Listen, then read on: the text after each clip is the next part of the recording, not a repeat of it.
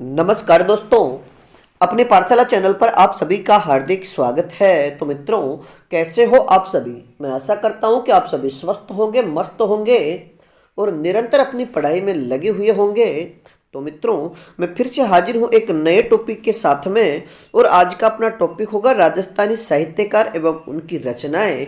यानी रीट भर्ती में राजस्थानी जो रचनाएं हैं या राजस्थानी जो साहित्य है उससे संबंधित प्रश्न आपसे पूछे जाते हैं। तो आज की कक्षा में हम केवल राजस्थानी साहित्यकार और उनकी रचनाओं से संबंधित चर्चा करने वाले हैं। तो सबसे पहले चर्चा करें हम राजस्थानी प्रसिद्ध साहित्यकार सीताराम लालस की। तो मित्रों, सीताराम लालस को माड़ साहब के नाम से भी जाना जाता है। और इनके जन्म की अगर बात करें तो इनका जन्म 25 नवंबर 1912 ईस्वी को शिरवाड़ी बाड़मेर से हुआ। तो आपसे अगर प्रश्न ये पूछा जाएगा कि सीताराम लालस का संबंध कहाँ से है, तो आप इसे याद रखिएगा, बाड़मेर से।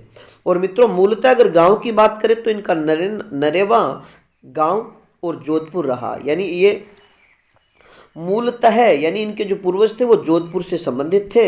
अगर राजस्थानी शब्दकोश की रचना, यानी इनकी सबसे जो प्रसिद्ध रचना है वो राजस्थानी शब्दकोश की रचना इन्होंने की। सबसे पहली बार रचना करने वाले, अगर राजस्थानी शब्दकोश की सबसे पहली बार रचना किसने की, तो सीताराम लालस ने।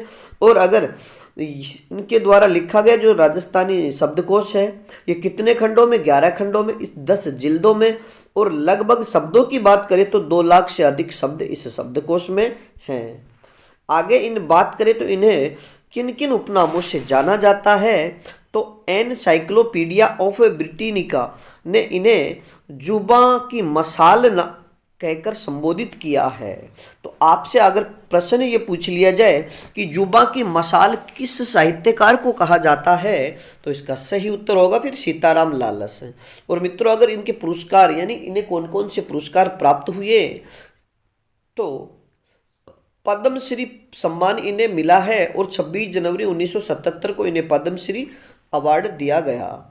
आगे हम बात करें अगले जो रचनाकार हैं या फिर राजस्थानी जो साहित्यकार है उनकी, तो कन्हैयालाल सेठिया। यानी अगले जो साहित्यकार है कन्हैयालाल सेठिया। इनके जन्म की अगर बात की जाए तो इनका जन्म 1919 ईस्वी को सुजानगढ़ चूरू में इनका जन्म हुआ। और रचनाओं की बात करें, इनकी प्रसिद्ध जो रचनाएं हैं उसमें पीथल पाथल, रमणीय रास सोरठा और लीलटास इनकी प्रमुख रचना है। लीलटास जो रचना है उसे केंद्रीय साहित्य अकादमी पुरस्कार 1976 में दिया गया था। अगर कन्हैयालाल सेठिया के या सेठिया की वह रचना जिसे केंद्रीय साहित्य अकादमी पुरस्कार दिया गया तो वह है लीलटास। आगे हम बात करें तो धरती धोरारी, जमीन रो धनी कुण, मींझर तुम्हें सौगंध के और सिरोही के वीरों की, यानी तुम्हें सौगंध सिरोही के वीरों की, ये इनकी प्रसिद्ध रचनाएं हैं। जिनमें मींझर आपसे पूछी जाती है, जमीन रो धनी कुण और धरती धोरारी तो इनकी सबसे प्रसिद्ध कविता है। और मित्रों, पुरस्कारों की अगर बात की जाए तो 2004 में पद्म श्री पुरस्कार मिला, 2004 में पद्म विभूषण पुरस्कार मिला और 2012 में राजस्थान रत्न पुरस्कार भी इन्हें दिया गया है। और कन्हैयालाल सेठिया फाउंडेशन द्वारा कविता के क्षेत्र में योगदान के लिए 1 लाख रुपए नगद का पुरस्कार भी इन्हें दिया गया है। आगे हम बात करें लक्ष्मी कुमारी चूड़ावत, यानी राजस्थान की प्रसिद्ध जो लेखिका हुई है या फिर प्रसिद्ध जो साहित्यकार हुई लक्ष्मी कुमारी चूड़ावत का जन्म की अगर बात करें तो इनका जन्म 1916 ईस्वी में देवगढ़ मेवाड़ में हुआ। विवाह की बात करें तो राउतसर बीकानेर में इनका विवाह हुआ। और अगर ग्रंथों की बात की जाए तो मांझल रात इनकी प्रसिद्ध रचना है। पाबूजीरी बात, भागो भारमली, हुकार दो दोसा, टाबरारी बातां, केवेरे चकवा बात, अमलोक बातां, मुमल, गिरा ऊंचा ऊंचा गड़ा, ये इनकी प्रसिद्ध रचनाएं हैं। तो मित्रों, आप इनकी रचनाओं को अच्छे से याद रखिएगा। जैसे आपसे पूछ ले पाबूजी बात की रचनाकार कौन है, तो लक्ष्मी कुमारी चूड़ावत। टाबरारी बातां, ये प्रसिद्ध रचना किसकी है, तो लक्ष्मी कुमारी चूड़ावत की। और मित्रों, अन्य रचना की अगर बात की जाए तो लव स्टोरी ऑफ राजस्थान, यानी लव स्टोरी ऑफ राजस्थान की जो रचना है ये किसकी है, तो लक्ष्मी कुमारी चुंडावत की राजस्थान की प्रेम कहानी। आगे हम बात करें तो देव नारायण बगड़ावत महाकथा रचना लिखी, जिस पर उन्हें उन्हें 1984 में पद्मश्री पुरस्कार मिला। अंतर ध्वनि, लेनिनरी जीवनी और हिंदू के उस पार, ये भी लक्ष्मी कुमारी चुंडावत की प्रसिद्ध रचनाएं हैं। और फ्रांसिस टेक्स यानी फ्रांस ने फ्रॉम पर्दा टू द पीपल नाम से लक्ष्मी कुमारी चुंडावत की जीवनी लिखी है। आगे हम पुरस्कार की बात करें तो 1984 में इन्हें पद्मश्री पुरस्कार मिला और 2012 में इन्हें राजस्थान रत्न पुरस्कार भी दिया गया। आगे हम बात करें विजयदान देथा की। विजयदान देथा और मित्रों, विजयदान देथा से तो प्रश्न, उनकी रचनाओं से संबंधित प्रश्न तो आपसे हमेशा पूछा ही जाता है। अगर जन्म की बात करें तो 1926 में बोरुंदा जोधपुर में इनका जन्म हुआ। उपनामों की बात करें तो इन्हें बिज्जी, राजस्थान के शेक्सपियर भी इन्हें कहा जाता है। अगर विजयदान देथा को बिज्जी के नाम से भी जाना जाता है और राजस्थान का शेक्सपियर भी इन्हें कहा जाता है। 14 खंडों में बातारी फुलवारी, यानी इनकी प्रसिद्ध जो रचना है बातारी फुलवारी, वह 14 खंडों में प्रकाशित है। प्रकाशन पर केंद्रीय साहित्य अकादमी पुरस्कार इन्हें मिला है और 10 खंड के लिए पुरस्कार प्राप्त करने वाली राजस्थान की पहली कृति भी यही है। आगे हम बात करें इनके अन्य रचनाओं की, तो इनकी रचनाएं रूख, उलझन, केचुली, अलेकू हिटलर, तिड़ोराव एवं मारो बदलो, ये इनकी प्रमुख कृतियां हैं। इनकी कृतियों में चरणदास चोर, दुविधा तथा परिणीति पर फिल्में बन चुकी हैं। यानी इनकी जो रचनाएं हैं जैसे चरणदास चोर है, दुविधा है, परिणीति है, इन पर फिल्में भी बन चुकी है। अब प्रमुख कृतियों की बात की जाए तो उषा, ये कविताएं हैं। बापू के 3 हत्यारे, चौधरायन की चतुराई, ये इनकी चौधरायन की चतुराई और बापू के 3 हत्यारे, ये कहानियां हैं। अंतराल, ये भी इनकी प्रमुख रचनाएं हैं। स्वप्न प्रिया, ये कथा है। महामिलन उपन्यास, टीडो राव राजस्थान की प्रथम जेब में रखने लायक पुस्तक है। आगे हम बात करें दुविधा पर इनकी जो फिल्म बनी है उसके निर्देशक मणि कौल थे। चरणदास चोर जो रचना पर फिल्म बनी उसके निर्देशक श्याम बेनेगल रहे। अगर परिणति की बात करें तो इसके निर्देशक प्रकाश झा थे और पहली जो इनकी फिल्म बनी दुविधा पर उसके निर्देशक की अगर बात करें तो अमोल पालेकर इसके निर्देशक रहे। लजवंती की बात करें तो पुष्पेंद्र सिंह 2024 में इसके निर्देशक रहे। कांचली की अगर बात की जाए तो निर्देशक देदीचे जोशी 2020 में रहे। अब राजस्थानी हिंदी फिल्में इनकी बात करें, ये इनकी प्रसिद्ध राजस्थानी हिंदी फिल्में हैं। इन्होंने कोमल कोठारी के साथ रूपायन संस्थान की स्थापना भी की थी। यानी विजयदान देथा ने कोमल कोठारी के साथ मिलकर के विजयदान देथा की रचना, ये संस्था की स्थापना की। पत्रिकाओं की बात की जाए तो राजस्थानी शोध पत्रिका परंपरा, लोकगीत, गोरा हटजा, जेठवेरा सोरठा का उन्होंने संपादन किया। और पुरस्कारों की अगर बात कर ली जाए तो राजस्थानी के लिए साहित्य अकादमी पुरस्कार 1974 में दिया गया।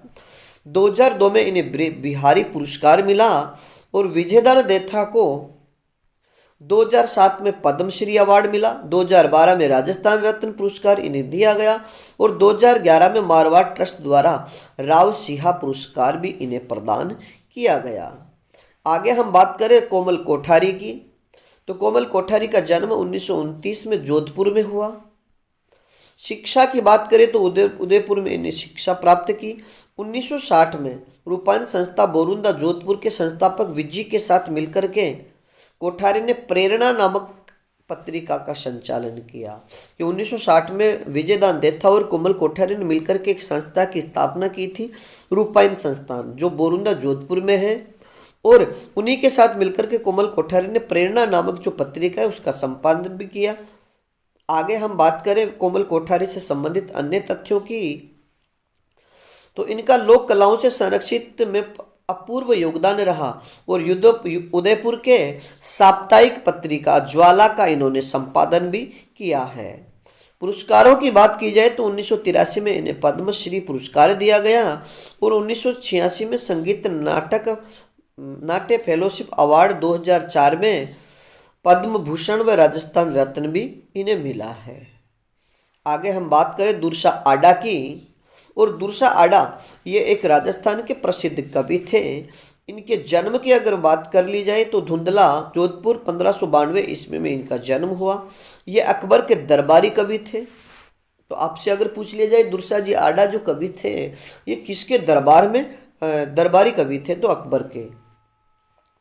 अकबर द्वारा लाख पसाव इन्हें दिया गया। अकबर के दरबार में रहते हुए महाराणा प्रताप का यशोगान करते थे।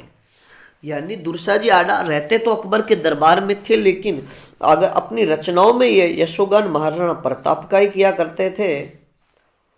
और अगर अन्य रचनाओं की बात करें तो किरतार बावनी, सर्वाधिक प्रसिद्ध छहत्तरी, माताजी रोचंद, बूचर भाटीरी जगत आदि इनकी प्रसिद्ध रचनाएं हैं। आगे हम बात करें प्रसिद्ध रचनाकार की और उनकी रचनाएं, तो आपकी इनकी रचनाएं भी राजस्थान की जो या राजस्थान से संबंधित जितनी भी प्रतियोगी परीक्षाएं होती है और उसमें अगर राजस्थानी साहित्य दिया हुआ है तो उनसे संबंधित प्रश्न भी पूछा जाता है। तो बांकीदास, तो मित्रों बांकीदास जी का जन्म जोधपुर यानी जोधपुर के महाराजा मानसिंह के दरबारी कवि और प्रसिद्ध काव्य गुरु थे। और बांकीदासरी ख्यात, बांकीदासरी ग्रंथावली, मान सोज मंडन, दातार बावनी और कुकवि 32वें नील नीति मंजरी इनके प्रमुख ग्रंथ हैं। आगे हम बात करें तो मोड़जी आसिया, और मित्रों इनकी प्रसिद्ध रचना पाबू प्रकाश है। तो पाबू प्रकाश किसकी रचना है, तो मोड़जी आसिया की। और पाल पोरसातन भी इसे कहा जाता है। पाल पोरसातन पाबू जी का दूसरा नाम है। महिषी पच्चीसी, बाखर भूषण एवं संवाद अमल दारूरी ये इनकी प्रसिद्ध रचनाएं हैं। यानी महिषी पच्चीसी, बाखर भूषण और संवाद अमल दारूरी ये रचना किसकी है, तो मोड़जी ओसिया की। आगे हम बात करें सूर्यमल मिशन की, यानी राजस्थान के राष्ट्रीय कवि, यानी जो राजस्थान के राज्य कवि भी इन्हें कहा जाता है और राष्ट्रवादी रचनाएं इन्होंने लिखी है। जन्म की बात करें तो हरना गांव बूंदी में इनका जन्म हुआ। ये एक चारण कवि थे और इन्हें आधुनिक राजस्थानी काव्य के नव जागरण के पुरोधा कवि इन्हें कहा जाता है। ये बूंदी के महाराज राम सिंह के दरबारी कवि थे, ये बात आप याद रखिएगा। और ये आधुनिक काल के प्रथम कवि और डिंगल परंपरा के अंतिम कवि माने जाते हैं। कि ये सूर्यमल मिश्रण जो कवि थे ये डिंगल भाषा के प्रसिद्ध कवि, यानी डिंगल भाषा में वीर रस से संबंधित रचनाएं लिखी जाती है। आगे हम बात करें प्रमुख रचना, उनकी जो सबसे प्रसिद्ध रचना है वो वंश भास्कर जो 1840 में लिखी गई। में इसे विश्वकोशीय ऐतिहासिक काव्य की संज्ञा दी जाती है। यानी वंश भास्कर को विश्वकोशीय ऐतिहासिक साहित्य की या ऐतिहासिक काव्य की संज्ञा दी जाती है, जिसमें बूंदी का इतिहास, इस काव्य को इसने इनके दत्तक पुत्र मुरारी दान ने पूरा किया था। आगे हम इनकी अन्य रचनाओं की बात करें तो यानी अन्य कृतियां रामरंजाट, वीर सतसई, धातु रूपावली, वंश भास्कर, छंदो मयूख, सती रासो और बलवंत विलास ये इनकी प्रसिद्ध रचनाएं हैं। इनके वीर सतसई ग्रंथ को राजस्थान में स्वाधीनता के लिए वीरता की उद्घोषणा करने वाला अपूर्व ग्रंथ माना जाता है। आगे हम बात करें कवि श्यामल दास की। मित्रों कवि श्यामल दास की अगर बात करें तो इनका जन्म 5 जुलाई 1826 को ढोकलिया ग्राम वर्तमान भीलवाड़ा में हुआ। उपाधि की बात करें तो इन्हें कवि राजा की उपाधि से सम्मानित किया गया और कवि राजा की उपाधि देने वाले जो राजा थे महाराजा सज्जन सिंह ने इन्हें कवि राजा की उपाधि दी। महामहोपाध्यायी ब्रिटिश सरकार द्वारा इन्हें उपाधि दी गई। केसर ए हिंद भी इन्हें कहा जाता है। और इनके शिष्य की अगर बात करें तो इनके शिष्य GH ओझा है, यानी बांकीदास जी के जो शिष्य हैं वो GH ओझा हैं श्यामल दास जी के। आगे हम बात करें वीर विनोद, इनकी प्रसिद्ध कृति थी जिसमें मेवाड़ का लिखित विस्तृत इतिहास था। इसके अलावा पृथ्वीराज राठौर के नवीनतम और अकबर के जन्म दिन में संदेह पुस्तक लिखी जो बाद में बवाल का कारण बनी थी। आगे हम बात करें पृथ्वीराज राठौड़ की, तो पृथ्वीराज राठौड़ का जन्म 1606 विक्रम संवत बीकानेर में हुआ। उपनाम की बात करें तो इन्हें पीथल के नाम से जाना जाता है। अगर रचना की बात करें तो वेली कृष्ण रुक्मणीरी, दसम भागवत रा दुहा, गंगा लहरी, वेली कृष्ण रुक्मणीरो दुर्सा आडा ने 5वां वेद और 19वां पुराण कहा है। वैसे राजस्थान जो इन भारत में बात की जाए तो 4 वेद है, लेकिन इनकी जो रचना है उस रचना को यानी वेली कृष्ण रुक्मणीरी रचना को दुर्सा जी आडा ने 5वां वेद कहा है और 19वां पुराण कहा है। आगे हम बात करें, कर्नल टोड ने इनके काव्य की 10 सहस्र घोड़ों का बल माना है। यानी कर्नल जेम्स टोड ने इनकी रचनाओं को 10 सहस्र यानी 10,000 घोड़ों का बल माना है। और एलपी टेसीटोरी ने इन्हें डिंगल का हेरोज कहा है। आगे हम बात करें इनकी अकबर ने गागरोन का प्रशासक नियुक्त किया, वहां पर ही अधिकतर लेखन कार्य किया था। यानी अकबर ने इनको यानी पृथ्वीराज को गागरोन का जो प्रशासक नियुक्त किया था और वहीं रहकर के इन्होंने अपनी अधिकतर रचनाएं लिखी थी। अब है एलपी टेसीटोरी, यानी एक विदेशी लेखक हैं जिन्होंने राजस्थानी जो साहित्य है या राजस्थानी भाषा से संबंधित रचनाओं का इन्होंने संकलन संपादन किया। जन्म की बात करें तो 13 दिसंबर 1887 को इनका इटली में जन्म हुआ। इन्होंने महाराजा गंगा सिंह के संरक्षण में बीकानेर साहित्य का सर्वेक्षण किया। और गुरु की बात करें तो जैन आचार्य धर्मसूरी इसके गुरु थे जो बीकानेर के थे। आगे हम बात करें पुस्तकों की, इनकी रचनाओं की, तो राजस्थान चारण साहित्य एवं ऐतिहासिक सर्वे, पश्चिमी राजस्थान का व्याकरण। नथमल जोशी ने टोरी की जीवनी धोरारो धोरी पुस्तक लिखी। तो आप ये बात आप याद रखिएगा कि धोरारो धोरी पुस्तक किसने लिखी, तो नथमल जोशी ने। और किसकी जीवनी लिखी इसमें, तो टेसीटोरी की। आगे हम बात करें तो इन्होंने द इंडियन एंटीप्रीटी ग्रंथ में राजस्थान की 2 बोलियां बताई है, जिसमें एक तो डिंगल दूसरी पिंगल। आगे हम बात करें, इनकी मृत्यु बीकानेर में 22 नवंबर 1919 में हुई। इन्होंने चरण साहित्य पर शोध कार्य किया है। अगले हमारे साहित्यकार है केसरी सिंह बाराहट। और मित्रों, केसरी सिंह बारट की कर्म भूमि की बात करें तो कोटा इनकी कर्म भूमि रही। जन्म की अगर बात करें तो 29 नवंबर 1872 शाहपुरा भीलवाड़ा में इनका जन्म हुआ। भारत के महान क्रांतिकारी और स्वतंत्रता सेनानी थे। ये प्रख्यात राजनीतिज्ञ, कवि, विचारक और लेखक थे। आगे हम बात करें, उपनाम की बात करें तो राजस्थान केसरी इन्हें कहा जाता है। अगर इनके भाई की बात करें तो जोरावर सिंह बारट इनके भाई थे जो अमरदास बैरागी के नाम से प्रसिद्ध थे। बेटे की बात की तो कुंवर प्रताप सिंह इनका बेटा था। और जामाता की बात करें तो विश्री सिंह आशिया इनके जमाई थे। आगे हम बात करें, पूरे 12 चारण परिवार में स्वतंत्रता के लिए प्राणों की आहुति देने वाले एकमात्र कवि परिवार था।